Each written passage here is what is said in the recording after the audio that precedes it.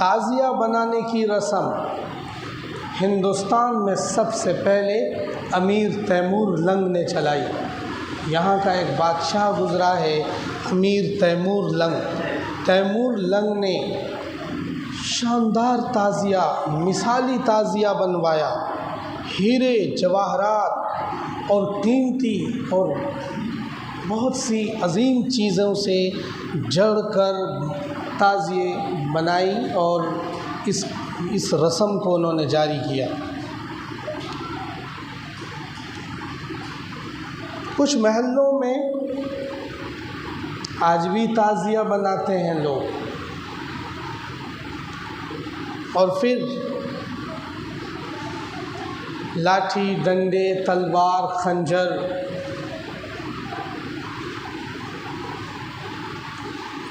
اس کا کوئی کرتب بھی کرتے ہیں، مجلس لگاتے ہیں، اکھاڑے بناتے ہیں، امام باڑوں پر یہ سارا نظام چلتا ہے۔ اور جو شیعہ حضرات ہیں، بہت سے لوگ ماتم کرتے ہیں۔ کیسے؟ بلیڈ اور چھری اور چاقو کے گچھے بنا کر اس سے اپنے جسم کو مارتے ہیں، ماتم کرتے ہیں۔ آپ نے خود دیکھا ہوگا یا یوٹیوب پر آج دیکھ سکتے ہیں، سب آسان ہے۔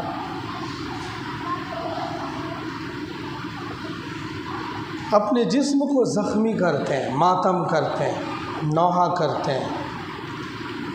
میرے محبوب نے منع کیا ہے، من ضرب الخدود، جو اپنے چہرے کو زخمی کرے، مارے اور اپنے جلد کو کاٹے اور کسی کی موت پر زار و قطار واویلا کرے، اس سے منع کیا ہے۔ بہرحال ان شیعوں کی وجہ سے ہی حضرت امام حسین کی شہادت ہوئی، پھر وہی اس پر ماتم کرتے ہیں۔ اور یہ ایک دردناک واقعہ، اس کا پس منظر پہلے بھی میں بتا چکا ہوں، آج پھر مختصر ریپیٹ کرنا چاہتا ہوں کہ جب حضرت امیر معاویہ رضی اللہ تعالیٰ عنہ کی وفات سیریا کے اندر دمشق میں ہو گئی، تو وفات کے بعد اپنے بیٹے یزید کو اپنا ولی عہد مقرر کر دیا، وفات سے پہلے ہی مقرر کر دیا تھا، اور ان کو ایک وصیت لکھی، اور اس وصیت میں یہ طے کیا کہ تم اکابر صحابہ، پرانے تجربے کار صحابہ رضی اللہ عنہم اور اپنے بڑوں کی رائے کے خلاف کوئی اقدام نہیں کرو گے، ان کی رائے کے بغیر کوئی کام نہیں کرو گے، کوئی ججمنٹ نہیں دو گے، کوئی فیصلہ نہیں لو گے، اپنے اندر دین کی چیزیں قائم دائم رکھو گے، اہل بیت کی عزت کرو گے، حضور صلی اللہ علیہ وسلم کے خاندانیوں کا اکرام اور احترام کرو گے۔ ایک لمبا وصیت ہے، اس وصیت کے چیپٹر میں کئی چیزیں انہوں نے ان کو لکھوائی، لیکن یزید نے ان میں سے کسی پر عمل نہیں کیا۔ دھیرے دھیرے جب وہ خلافت پر فائز ہو گیا تو سب سے پہلا کام یہ ہوتا تھا اس زمانے میں کہ جو بھی خلیفہ بنتا تھا وہ اپنے نام پر بیعت لیتا تھا۔ جیسے آج کل مرکزی سرکار کی طرف سے ہر ریاست میں گورنرز ہوتے ہیں، ایسے ہی خلیفہ کی طرف سے ہر شہر میں گورنر ہوتا تھا۔ تو یزید نے تمام گورنروں کے پاس ایلچی اور قاصد اور اپنا ایمبیسڈر بھیجا اور ان سے کہا کہ میرے نام پر بیعت لو پورے معاشرے اور سماج سے۔ پورے شہر میں جو اثر و رسوخ والے لوگ ہوتے تھے ان سے پہلے بیعت لیتے تھے، پھر عام پبلک سے بیعت لیتے تھے، اس بات پر کہ اب خلیفہ فلاں ہے، ہم اس کو اپنا خلیفہ مانتے ہیں، اس بات پر وہ اپنی رضامندی کی شہادت دیتے تھے۔ اس طرح سے یزید نے بڑی عجلت اور جلدی کی اس بات میں کہ انہوں نے مدینہ منورہ سب سے پہلے اپنا ایلچی بھیجا اور وہاں ولید بن عتبہ حضرت امیر معاویہ کی طرف سے جو گورنر تھے ان کے پاس بھیجا کہ جا کر مدینے میں میری بیعت لو، اور جس وقت تم پہنچو مدینے میں گورنر کے پاس، چاہے وہ کوئی سا بھی وقت ہو، اسی ٹائم ان خاص لوگوں کو بلا کر ان سے بیعت لوگے۔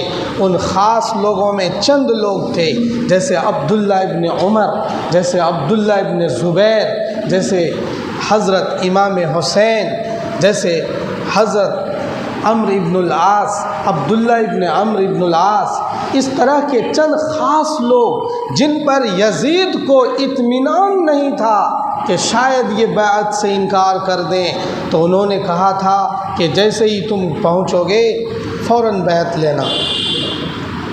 یہ مدینہ پہنچے رات 11:30 ساڑھے 12 بجے تقریباً۔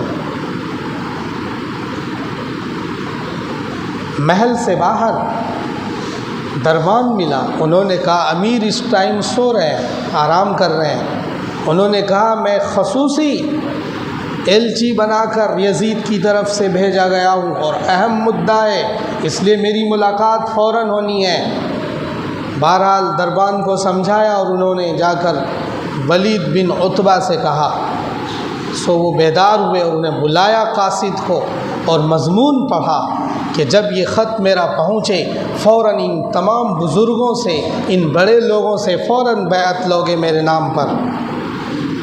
انہوں نے ادھر قاصد بھیجا کہ بلا کر لاؤ، اور اس سے پہلے مروان بن حکم کو بلایا۔ مروان بن حکم بھی مدینے میں رہتا تھا۔ انہوں نے کہا، انہوں نے ان سے مشورہ کیا ولید بن عتبہ نے کہ کیا کیا جائے، اس میں تو یہ آرڈر ہے کہ فوراً بیعت لو، اور ان اکابرین سے فوراً اس رات میں کیسے بیعت لی جائے گی، ان کی عزت، ان کا احترام پامال ہوگا۔ تو مروان بن حکم نے بڑی سختی سے ان کو کہا، مشورہ دیا کہ اگر فوراً جیسا اس میں لکھا ہوا ہے فوراً بیعت لو، اگر وہ نہیں آتے تو آپ ان سب کو قتل کر دو۔ تو ولید بن عتبہ نے کہا کہ تمہارا دماغ خراب ہے، یہ کیسے ہو سکتا ہے کہ میں عبداللہ ابن عمر کو، عمر ابن خطاب کے بیٹے کو قتل کروں گا، امام حسین کو قتل کروں گا، عبداللہ ابن زبیر کو قتل کروں گا، ایسا کیسے ہوگا؟ لیکن بہرحال حکم کے دباؤ میں، دبش میں انہوں نے رات میں ہی بلایا امام حسین، حضرت عبداللہ ابن زبیر، عبداللہ ابن عمر۔ ان لوگوں نے کہا کہ بتایا مضمون کہ بیعت لینی ہے۔ انہوں نے رات میں تو یہ کہا کہ صبح کل ہم مدینے کے سرکردہ لوگ کمرے میں بیٹھ کر بیعت نہیں لیں گے، یہ تو منبر پر ہوگا، مسجد نبوی میں یہ کام ہوگا تاکہ اور لوگ بھی بیعت کر سکیں۔ لیکن اگلے دن معلوم تھا عبداللہ ابن زبیر کو اور حضرت امام حسین کو کہ اگر اگلے دن ہم نے بیعت نہیں کی تو بڑا ہنگامہ مچنے والا ہے۔ سو عبداللہ ابن زبیر نے اپنے بیٹے حمزہ سے کہا، ایک حمزہ ابن عبد المطلب حضور کے چچا ہیں اور ایک عبداللہ ابن زبیر کے بیٹے کا نام بھی حمزہ ہے۔ حمزہ سے کہا گھوڑا میرا رات میں تیار کر کے مدینے سے باہر کھڑے رہنا، میں رات میں آؤں گا۔ عبداللہ ابن زبیر پر جاسوس بھی لگا دیے ولید بن عتبہ نے، لیکن وہ بڑے چالاک اور زیرک انسان تھے۔ انہوں نے اپنے صحن میں، پہلے چھوٹے چھوٹے گھر ہوتے تھے، اپنے صحن میں مصلی بچھا کر نماز پڑھنی شروع کی، نفلیں۔ جب دیر رات ہو گئی تو جاسوس تو ادھر ادھر سے دیکھ ہی رہے تھے کہ یہ نماز پڑھ رہے ہیں۔ جب رات ہو گئی تو جاسوس کو لگا کہ اب تو نماز میں ہے، پھر صبح دیکھیں گے۔ اب ادھر ادھر ہوئے تو وہ وہاں سے پیدل غیر معروف راستے سے نکلے اور گھوڑا ان کا تیار تھا اور مکہ مکرمہ روانہ ہو گئے۔ ادھر امام حسین نے اپنے پورے خاندان کو جمع کیا، بیوی بچے سارے اہل بیت اپنے 6 بھائیوں کے ساتھ مکۃ المکرمہ کا سفر باندھا اور سوچا کہ پہلے حج کر کے آتا ہوں، پھر یہ بیت وغیرہ دیکھیں گے جیسا ہوگا۔ لیکن امام حسین، امام عبداللہ ابن زبیر، عبداللہ ابن عمر، یہ جو اکابر صحابہ تھے مدینے میں، یہ یزید کی بیعت اس لیے نہیں چاہتے تھے کہ وہ خلافت کا اہل نہیں تھا، 18-19 سال کا یہ جوان تھا، اور لیکن حضرت امیر معاویہ نے اور صحاباؤں کے مشورے سے یہ فیصلہ کیا تھا کہ یہ امیر ہوگا، لیکن فیصلے سارے ہمارے اکابرین صحابہ کے ہوں گے، امیر یہ ہوگا۔ بیٹے کو بھی سمجھایا تھا، لیکن بیٹے نے ان تمام وصیت کی کوئی قدر نہیں کی۔ بہرحال حضرت امام حسین مکہ آ گئے، راستے میں کئی صحابہ سے ملاقات ہوئی، عبداللہ ابن عمر سے بھی ملاقات ہوئی۔ عبداللہ ابن عمر نے کہا کہ مکے تو جا رہے ہو لیکن وہاں سے کہیں اور مت جانا،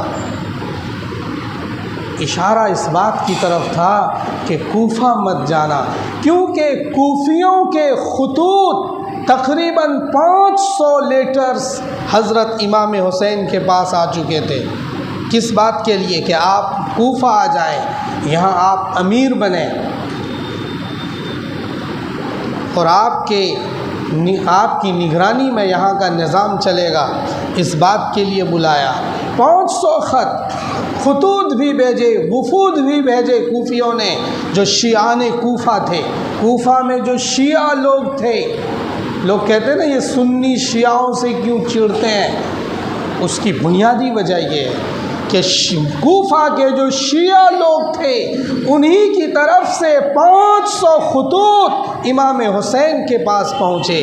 کچھ خطوط پر تو امام حسین نے نظر بھی نہیں ڈالی، شروع میں آ گئے ہوں گے کیونکہ ان کے والد محترم وہیں شہید ہوئے، حضرت علی رضی اللہ عنہ، تو انہیں پتہ تھا یہ غدار لوگ ہیں، لیکن خطوط اتنے زیادہ تھے، وفد اتنا زیادہ آیا، جماعتیں اتنی زیادہ آئیں، جن کی وجہ سے انہیں لگا کہ شاید وہ لوگ اس مرتبہ صحیح انداز میں ہمیں بلا رہے ہوں۔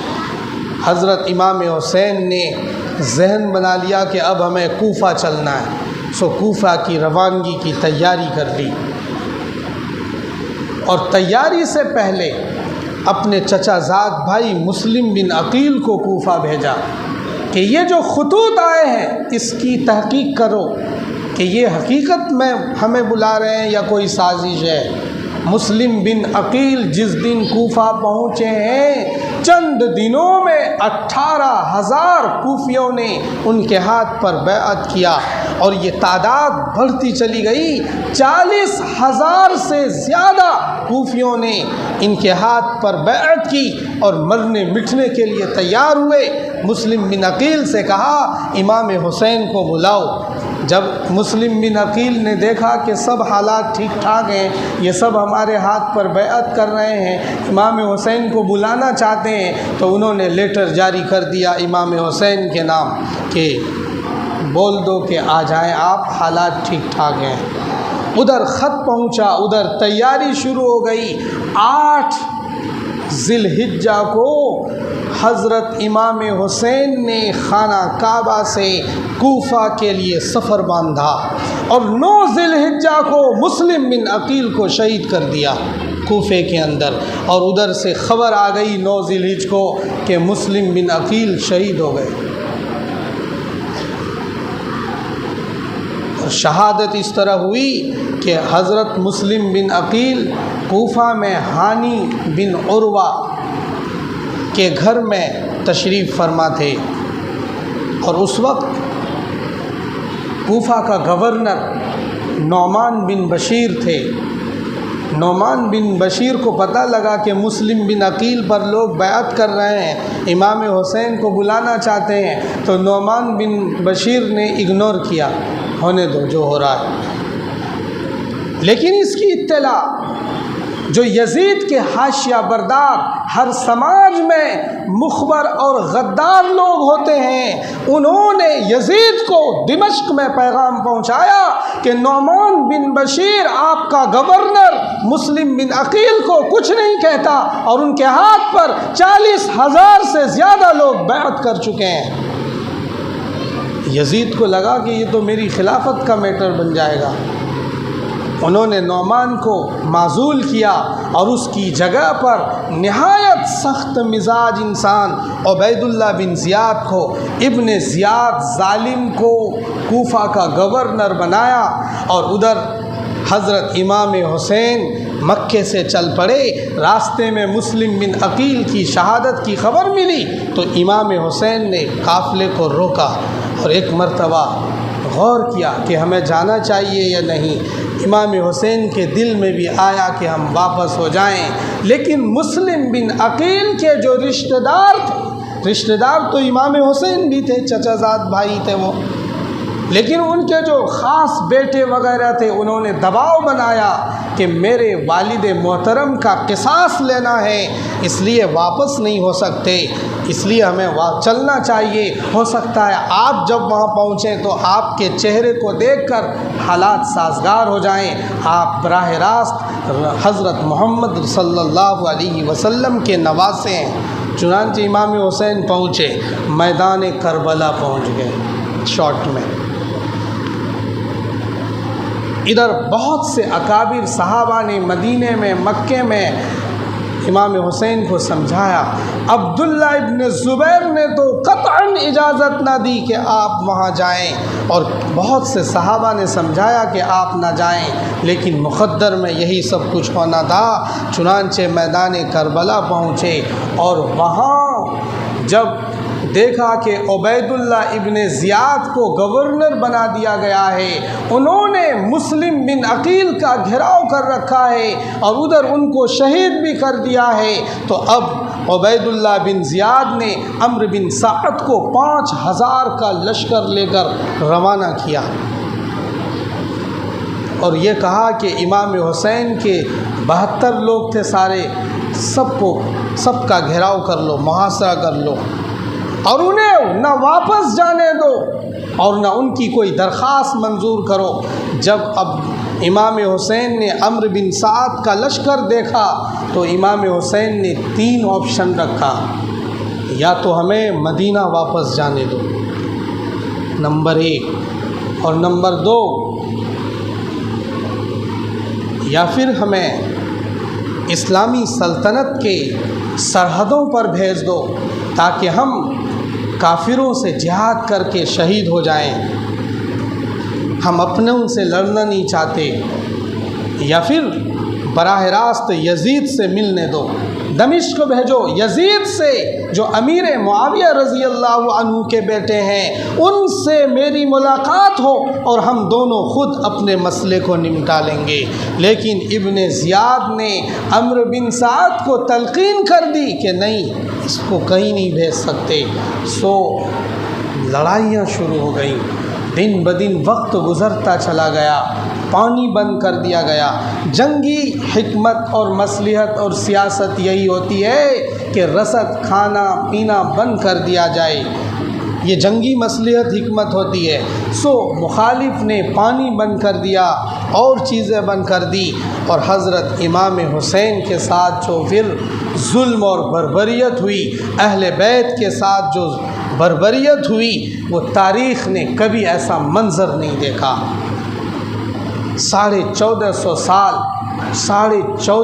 سال ہو چکے اسلام کو آئے ہوئے، لیکن کبھی ایسا منظر تاریخ نے نہیں دیکھا جو میدان کربلا میں ہوا۔ ایک ایک کر کے حسینی سپاہی سپہ سالار شہید ہوتے چلے گئے۔ لاسٹ میں خود امام حسین سمیت علی کے 6 بیٹے ایک ساتھ قربان ہوئے، ایک ایک کر کے ان کی گردنیں مار دی گئی تیر اور تلوار کے ذریعے سے۔ کوفیوں نے ان کو شہید کر دیا۔